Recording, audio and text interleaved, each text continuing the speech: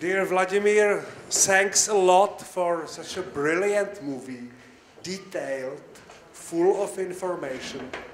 I was personally touched to see Vladimir Bukovsky, who was a guest of library. And now I think it's time for you to have a question. And I think that if you like to speak Russian, it's not a problem for Vladimir. Jestli chcete česky se někdo zeptat, tak to nějak přeložíme.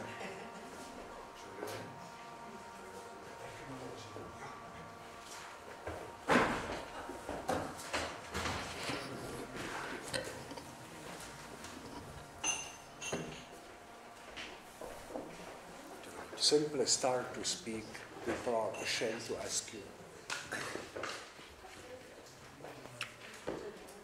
Well, I already said everything in there, so if there are any comments or questions or remarks, I'd be very happy to. Yes, and English or Russian, whichever is more convenient. I don't speak Czech, unfortunately, so one of the two. I think we have one in the back. We have a question. Do we need to... Yes. Jak to, prosím vás, vypadá s vrahy Borise Němcova? The situation about the people who killed Mr. Němcov today, the trial. So is this working? Is this okay? So the trial is just about to finish. It started last year. It's now in its closing stages. The trial is going on at the Moscow District Military Court, as opposed to a regular civilian court, because the chief person of those who are accused of the assassination was a serving officer of the Russian Interior Ministry at the time of the assassination. So because of this, the trial goes on in the military court as opposed to a civilian one. There are 5 people who are on trial. All of them are directly linked to the Kremlin-appointed leader of Chechnya, Ramzan Kadyrov, who's basically Vladimir Putin's viceroy in Chechnya. Yet, despite the fact that they're all linked to him, Kadyrov was not even questioned once by the investigators, and in fact there seems to be an absolute glass ceiling on the official investigation process in terms of the fact that they are not even pretending to be looking for the organizers and the masterminds of this assassination. So those who were behind it, those who organized and ordered it, have not been named, have not been identified, and obviously have not been brought to trial. So I think we will soon have the verdict on those accused perpetrators, probably in the next 2 or 3 weeks. But the official Russian investigation has shown either an unwillingness or an inability, or both, to pursue the higher-ups, those who are behind it. And again, Kadyrov was never questioned. General Victor Zolotov, who is the commander of the Russian National Guard, and who is considered to be the go-between between Putin and Kadyrov, was not questioned, despite the fact that Boris Nemtsov's family lawyer repeatedly asked for them to be questioned. And so what we're actually also trying to do is to have international oversight as much as possible over this investigation process. And just 2 weeks ago, the Parliamentary Assembly of the Council of Europe, and as you know, Russia is a member of the Council of Europe, so we have obligations before this organization. The Parliamentary Assembly of the Council of Europe made the decision to appoint a special rapporteur to look into the investigation into the assassination of Boris Nemtsov. This is actually a good friend of mine, a member of Parliament of Lithuania, Emanuelis Zingeris. He's been appointed as a special rapporteur, and he will have some authority to request documents, to ask questions, to make this public, to allow them to sweep it under the carpet. This is all we can do for now, because unfortunately there's nothing that can really replace a national investigation. I mean, there is a UN investigation mechanism, but that requires that a government of the country requests it, like happened with Lebanon with the Hariri case, and with Pakistan when Benazir Bhutto was murdered. The government of Pakistan requested the UN. Obviously, Mr. Putin is not going to request an international investigation. So the best thing we can do for now is to have international control, international oversight, so that at least everything is public and people do not forget about this. and we don't allow them to sweep it under the carpet as they would like to. And so we'll continue to use these international mechanisms to the extent that we can. And I have absolutely no doubt that the day will come when it will be possible to have real justice and real investigation in Russia. When we find out the names of the people who did this, who were behind them, and these people will face justice according to the law. I have absolutely no doubt about it. Děkuji.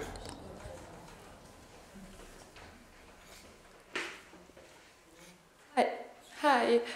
Do you have any reaction to the film from Russia authorities, or for anyone from Russia? Well, I didn't ask the authorities. I'm not interested what their reaction is.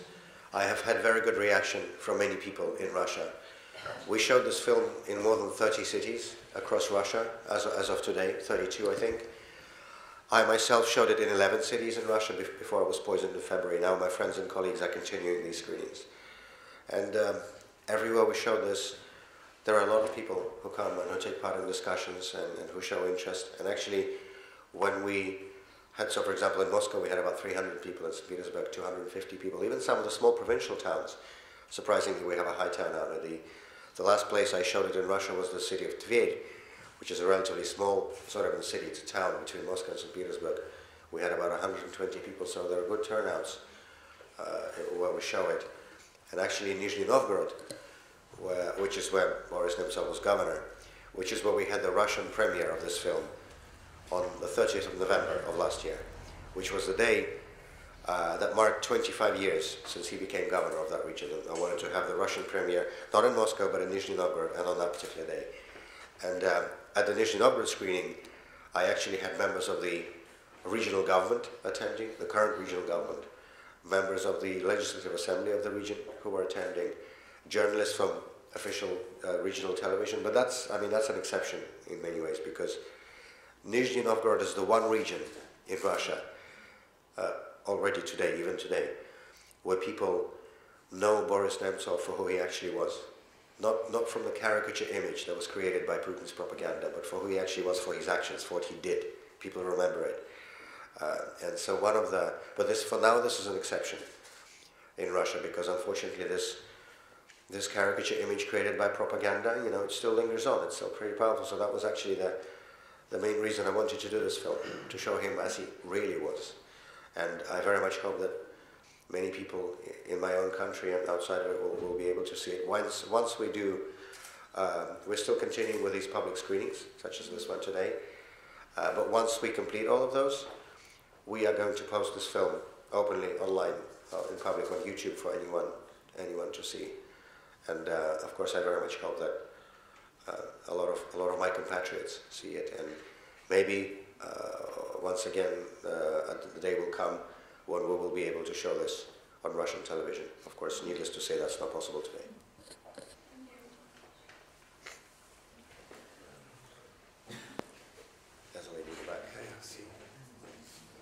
Hello everyone. First of all, I would like to say thank you for creating this film, and I have a question to you, Vladimir. Do you think the people from Kremlin tried to poison you? And if it was they, you think, why? What's the reason for doing that? Thank you. Thank you. I don't really want to talk about myself, but so I'll answer this very briefly. I think, just simply looking at the way this was done, both times, 2015 and this year, it was some kind of a very sophisticated poison. Within a few hours, it just knocked all of my major organs off. And of course, the way they did it was sophisticated, because I don't know when or how this happened.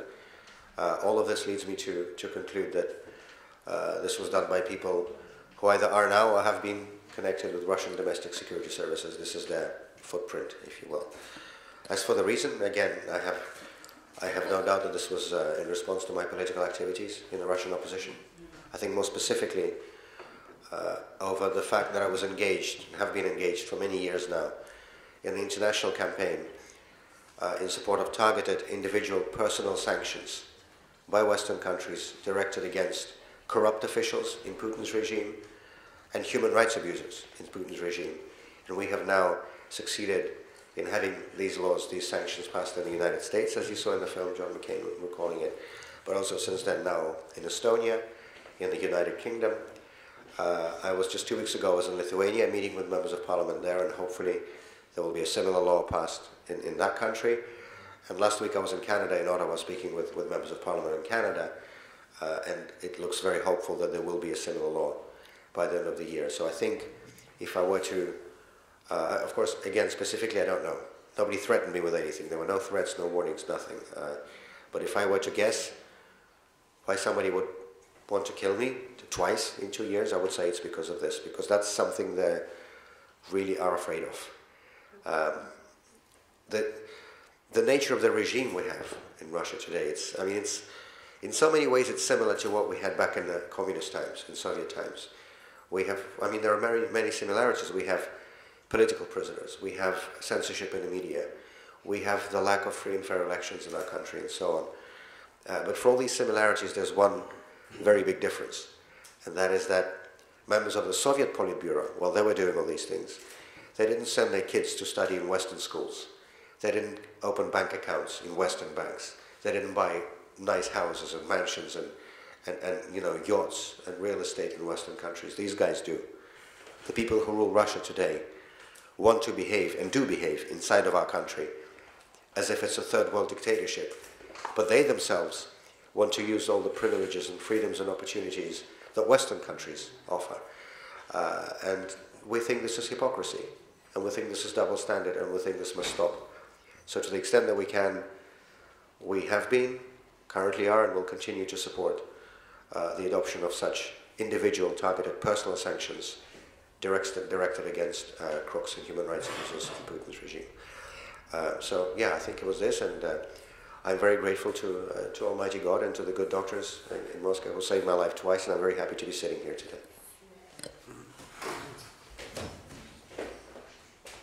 You are talking about, Igor Blažić from Prague Civil Society Center, when you are talking about this kleptocratic and hippocratic character of the regime, then can you try to explain, let's say, about general Russian public? Do they know that? Probably yes. Do they accept it? If they accept it and tolerate why they do that, let's say, what is your explanation of why the society, which is aware of all these things, is accepting that? Okay, thank you for the question. I think, well, when we talk about the general public in Russia, we often talk about the television audience versus the internet audience. So on the one hand, people who only watch news on state television, which is all television now in Russia, the first thing that Vladimir Putin did when he came to power was he destroyed independent television channels one after another, or took them over. So all national television is completely controlled by the state. And it's still, even today, state television serves as the main source of information for the majority of Russian citizens. But there is a growing number of people in Russia who don't watch state TV, who don't trust state TV, and it's mostly young people, and it's those people who trust Twitter and Facebook and YouTube much more than they ever trust Channel 1 or Russia 1. And they are very much aware of this nepotism and corruption of the regime, and they're very unhappy about it, and they're ready to do something about it. Just a couple of months ago, at the end of March, we saw mass protests across Russia, from Vladivostok to Kaliningrad, across the whole country, in large and small towns. In terms of geographic diversity, this was the biggest protest wave since the breakup of the Soviet Union. And this was primarily directed against government corruption and against other things connected to it. I mean, the reasons for it, people increasingly realize that the reasons we have such massive corruption in Russia today is because there is no rule of law, there are no free elections, there are no independent media, there is no real parliament, there is no political pluralism, and also because one person has now been in power for almost 18 years. Just think about this, the same number of years as Leonid Brezhnev. And so there's now a whole generation in Russia who has grown up with no memory of anyone else being in power. All they know is Putin. And it's that generation, ironically, that is increasingly beginning to say, enough. We are fed up with this. And those mass protests we saw at the end of March, in which tens of thousands of people took part, mostly young people university students, high school students, people in their early 20s and late teens. Really, this new generation, the Putin generation, people who grew up under Putin. I think this is a very hopeful sign for our country, and it's those people who are increasingly refusing to continue to accept the situation that we have. This coming Monday, the 12th of June, which is the Russian National Day, there will be new protests across the country, again, over the same issue, corruption, protest against government corruption. We will see what happens. I hope we will see even more people on the streets across the country. And I think those protests that we are beginning to see, this really is a turning point, both for Russia and for the Putin regime. Because the big protests that we had 5 years ago, which I showed a little bit in the film, those were amazing. It was masses of people in Moscow and St. Petersburg especially came out on the streets, but those protests were tied to a specific issue. This was protest against a rigged election. And when it's a protest, tied to a specific issue, the regime kind of could and did quash that protest wave with, a combination of some small concessions, like they returned direct elections for governors, they introduced web cameras in polling stations, they registered a couple of opposition parties, released a couple of political prisoners, but mostly they went into a crackdown and began arresting people and jailing people and charging people for political reasons. And we still have people sitting in prison today for being on the protest on Bolotnaya Square on the 6th of May 2012, more than 5 years ago. So with the combination of that, the Kremlin managed to put down that protest wave. What we're seeing now is basically a whole new generation, young generation of Russians saying, enough, we are fed up with you. And there's not that much the Kremlin can do about that. I mean, for now they can still send riot police and National Guard and arrest people and put, more than 1,500 people were arrested on just one day at the end of March, 26th of March in those protests. They can do that for now. But when it's tens of thousands, they can still do that, I guess. When it becomes hundreds of thousands, they won't be able to do anything. So we are all very, very hopeful about this new rising wave of protests, and these protests are primarily directed against corruption, as you asked, but also against the reasons for this corruption. And I mean, I don't think this will come as a surprise if I say that we always had corruption in Russia, in our history. We've always had it. You read Karamzin, you read, any 19th or 20th century literature, you will see evidence of this clearly. But we've never had it to such an extent and scale as it exists now under Vladimir Putin. I mean, corruption is no longer even a problem in Russia today. It's the system. It's the essence of the state system.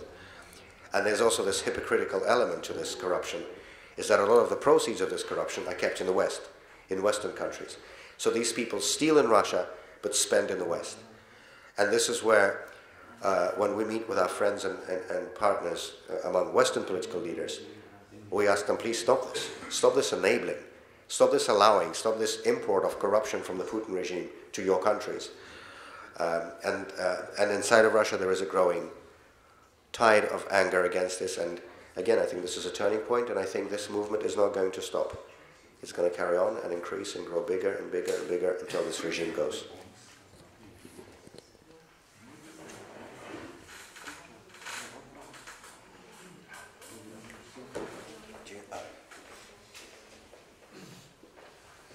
Добрый вечер, Владимир. Спасибо вам за вашу работу.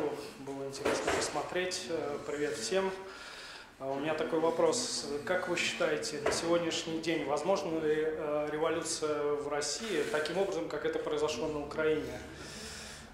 Какие будут последствия этого, на ваш взгляд? И нужно ли это Российской Федерации в данный момент? Спасибо.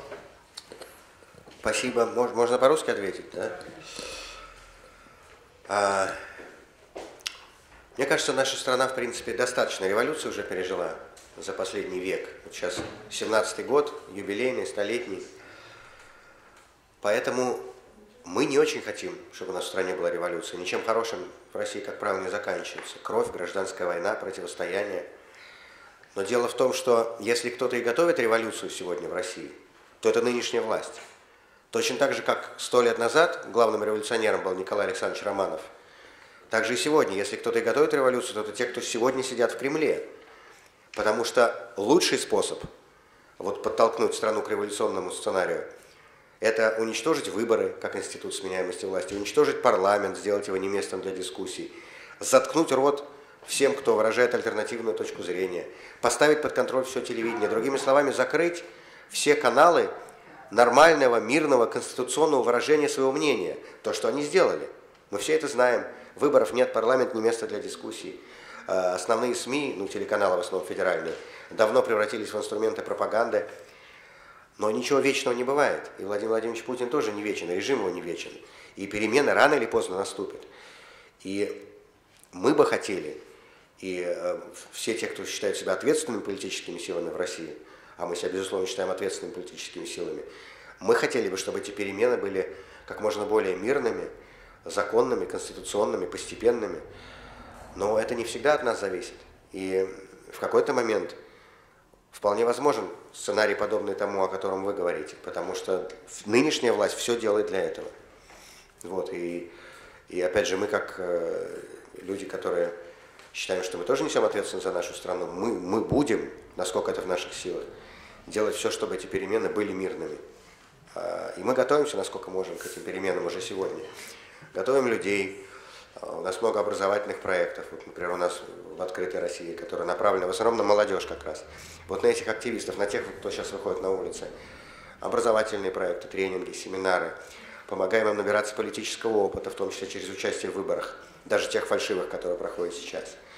Готовим какие-то проекты реформ будущих, потому что, как мы хорошо, опять же, знаем из нашей истории, и вот сейчас год столетнего юбилея революции, и в августе 91-го мы это видели, у нас в России перемены вот так обычно наступают.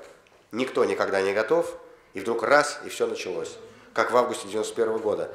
Я думаю, мало кто в начале августа 91 года думал, что в конце августа не будет советской власти. Но ее не было. Вот за 3 дня все рухнуло. И так же будет опять. Я вас уверяю, так же все будет. Будет быстро и неожиданно. И наша задача готовиться уже сейчас, насколько мы можем, к тому, чтобы эти перемены готовить, и чтобы они были, насколько возможно, безболезненными, мирными, потому что, ну, хватит нам революции, правда, уже достаточно пережили.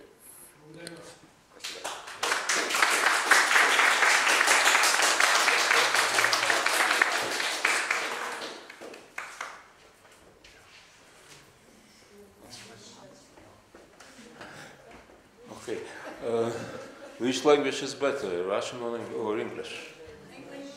English? Okay. Well, I have no questions to Volodya because I had the privilege to raise all the questions during the very long period we know each other. I'm from Russia as well. And I would like to say several things about the film, and not only about the film, but first of all the film. It's very good film, and you can trust this film. You know, Vladimir made the film which demonstrate you a real person. Some people say that you must be objective, not subjective, and so on. It's a very subjective film. But prominent Russian philosopher Vladimir Solovyov, said that the view of the friend, the view of the person who loves another person, it's more right view, it's more correct view. So I knew Boris Nemtsov very well for many, many years, since beginning of 90s. And we met each other in 1992, in spring 1992. And he was the person, exactly the person you see in this film. It's number one. Number two, the country where such person as Boris so popular, it's not a bad country, it's a good country. And it's a very optimistic film, because this person was loved by many, many people. So it's not only about Boris Nemtsov. It's about Russia and about the best part of Russia, the best part of Russia. And the last thing, almost 49 years ago, our tanks came to Prague and stopped your movement to Europe. Boris was a little boy on these days, but he definitely was one of the persons who felt ashamed because of this invasion. He was one of the persons, and there are such people in Russia, he was one of the persons who wanted Russia as a partner of the neighbors, not as something terrible for the neighbors. And if, maybe you know that several days after invasion, after August 21, 1968, several brave Russians came to Red Square to protest, and all of them were arrested. All of them spent years and years in Russian prisons. I'm absolutely sure that if Boris Nemtsov grown up in this year, he would be in Red Square. Okay, thank you, Vladimir. It's a very good film. Lenin, thank you very much. Thank you for your very kind words. And I just want to add to this that one of those 7 people who came out on Red Square, the poetess Natalia Gorbanevskaya, I once interviewed her for another film, and she said a phrase that I really like repeating, and I just think it explains a lot about both the dissident movement in the Soviet times and about people like Boris Nemtsov. She said, I asked her, why did you go to this demonstration? I mean, you knew all the risks, you knew what would happen. And she had 2 small children as well when she went there. And she said, you know, going to that demonstration, for me, was a selfish act. I wanted to have a clean conscience.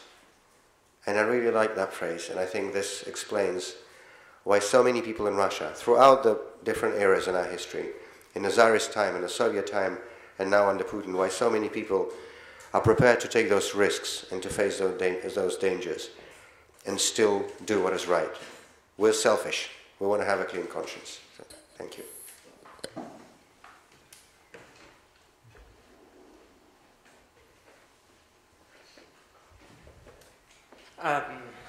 Hello everyone.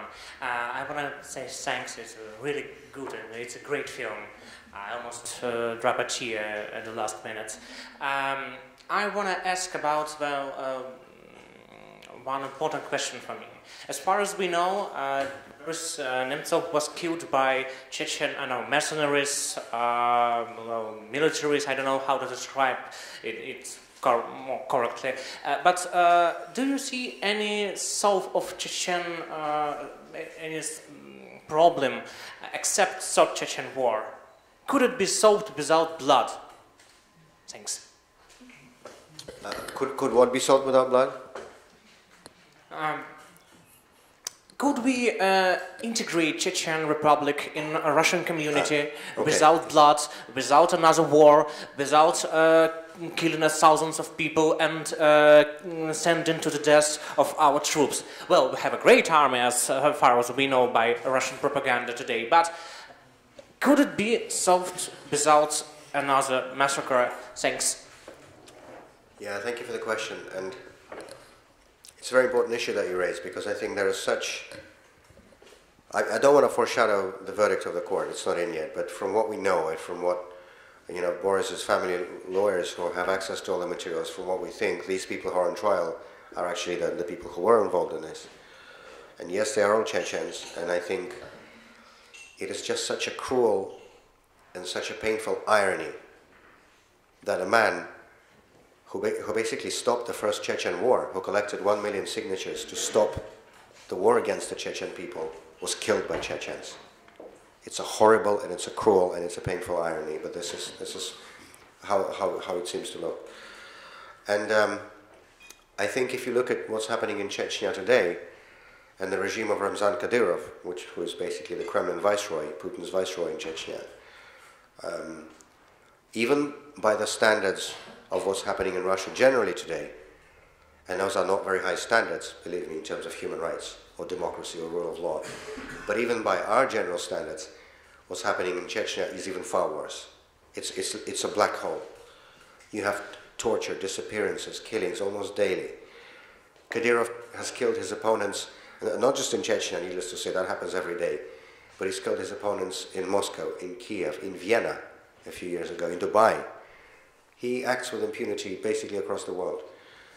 And I think it will be a very difficult issue to deal with in the post-Putin Russia. When the Putin regime is gone, when we have hopefully a democratic government, we'll have to do something about this region that was turned into such a black hole, and also these people are being used as attack dogs in many ways by Putin, by the Kremlin, against Russian opposition. I mean, there are so many instances, and just a year ago, Mr. Kadyrov posted on the internet, he showed a picture of Mikhail Kasyanov, the former Russian Prime Minister, whom you saw in the film, and me in crosshairs of a sniper gun with a message. This was after we went to the Parliamentary Assembly of the Council of Europe, and actually one of the things we spoke about there was to ask them to appoint a special rapporteur to oversee the investigation into Boris's murder. So we went to Strasbourg. He put a picture of us in Strasbourg with a sniper gun over our heads with a message, "Those who have not understood will understand." This is, you know, that's the message coming from Mr. Kadyrov. So this will be a very difficult issue to solve for a future post-Putin Russian democratic government. How to deal with this, with the region, with the people, after everything that has been done. And certainly no one wants another war, which was what you asked. No one wants another. We've had two already. Two very bloody wars which had horrible consequences both for Chechnya and for Russia. As you know, Putin came to power in the backdrop of the second war in Chechnya. That was his method, in fact, of coming to power. So no one wants another war. And I certainly hope we're not going to have one. But it's going to be a very difficult issue to solve for a future Russian government. How to deal with Kadyrov and his tens of thousands of armed men there, and just with this horrible medieval regime that exists in Chechnya today. What is your opinion about Navalny? Well, Alexei Navalny, he heads the Fond Борьбы с Коррупцией, Anti-Corruption Foundation, that's his organization, which obviously, as its name suggests, deals mostly in anti-corruption investigations. And those mass protests at the end of March that we talked about earlier, the immediate pretext for those protests was an investigation done by Navalny, done by the Foundation Against Corruption, into the secret financial empire of the current Russian Prime Minister, Dmitry Medvedev, who was shown to have $1 billion worth, $1 billion US worth of mansions, houses, vineyards in Tuscany, yachts, a lot of sneakers for some reason, 20,000 pair of sneakers or something like this. I don't know why anyone would need that. But so these are the kinds of things Navalny's foundation does, and I think it's very useful work, it's very important work, and I think you should be commended for it. I think it's very important also that we, in the Russian opposition, don't emulate the model that the Putin regime has created, and that we don't have one, authoritarian, dictatorial, unifying figure for everybody as a leader for all of the opposition. Because we don't want to replace, the reason we're against Putin is because we're against the system he's created, the system of coercion and repression and one-man dictatorship. We don't want to replace Putin with another czar, however good he or she is. The goal is not to replace a bad czar with a good czar, if there is such a thing. Our goal is not to have a czar at all. So I think it's important that there are many different strong leaders in the democratic opposition in Russia. And this is, in fact, what Open Russia is working on as well. And there are many strong opposition leaders in Russia. It is Alexei Navalny. It is also people like Dmitry Gudkov, people like Lev Schlossberg, and some others. And I think it's also very important that and there's growing consensus about this, among the Russian opposition anyway, that the future post-Putin Russia should be more a parliamentary system than a presidential. Again, because it has never turned out well in our history when there was one man vested with all the executive powers. Hasn't ended well, so we don't want to do this again. So whether it's Navalny or Woodcock or Schlossberg or whoever else, I think it's very important to have a system of checks and balances that never allows one person, again, however good or bad he or she is, to acquire all the executive powers. But back to your question, I think Navalny is doing some very important work. The fight against corruption is a central theme of the anti-Putin opposition in Russia, just because corruption is such a central theme of the regime. And I think a lot of people are grateful that he's doing this work. I want to ask you, do you think that Putin influenced American presidential election? Well, I have, as you can imagine, I have no inside information on this. There are investigations and hearings going on, as you know, in the United States about this. Let's see what conclusions they come to. I would say, though, that if it is found that the Putin regime has tried to interfere, it wouldn't come as a surprise, because this is what they've been doing for years. I mean, first of all, they began interfering in Russian elections. Let's not forget that. The last time Russia had anything like a free and fair election was more than 17 years ago, in 2000.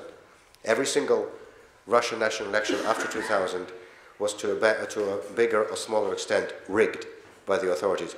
And this is not me saying it. Look at the observation reports from the OSCE from every Russian election beginning in 2003. They were all far below the acceptable standards of democracy. So Russian elections were the first elections the Kremlin interfered with. They interfered with elections in Ukraine, in Moldova, in Georgia. I mean, they've been doing this for years. And why not? You know, if they can do this with impunity, why not carry on? Why not try to increase the stakes? We know that they've been helping the Front National in France. That's public information. There was a multi-million euro loan, which was actually passed through a Czech bank. It was called the Moscow First Czech Bank. It's a Russian Czech bank connected to the Kremlin. And through that bank, there was I think it was a 9 million euro loan issued to the Front National, the far-right French party, a few years ago. This is public information. This is what we actually know. So if it is found that there has been interference from the Kremlin regime with the US election, I would not be surprised. Good evening. Please, are you afraid of anything? Well, I'm human, I hope. And yes, I mean, when someone tries to kill you twice in 2 years, that's quite disconcerting. And of course, I mean, but as I think it was John McCain who said once that it's not about having no fear, because everybody has fear, it's natural. It's about being ready to overcome the fear and continue to work. That's the definition. And I hope that we are able to overcome this, to continue. We have known for quite a few years now that it's a risky vocation to be in opposition to Vladimir Putin's regime. People have been imprisoned, people have been forced into exile, people have been killed, as you know. So we've known that it's, you know, it's not a walk in the park. But I think we are ready to take the risks because we care about our country. And we think this regime is a dead end for our country. We have no prospects under this kleptocratic, corrupt, authoritarian government. We think our country deserves better. And if we want to do something about it, I guess we have to take the risks. And we do. I mean, many of my colleagues in Open Russia have been harassed and arrested and charged, and it happens, I mean, almost every day we receive some news that somebody else was charged with something or arrested there or threatened, but we carry on. And just like those 7 people that we talked about earlier who went out on Red Square in 1968 in Moscow to protest against the invasion of Czechoslovakia, there are always people like this in Russia.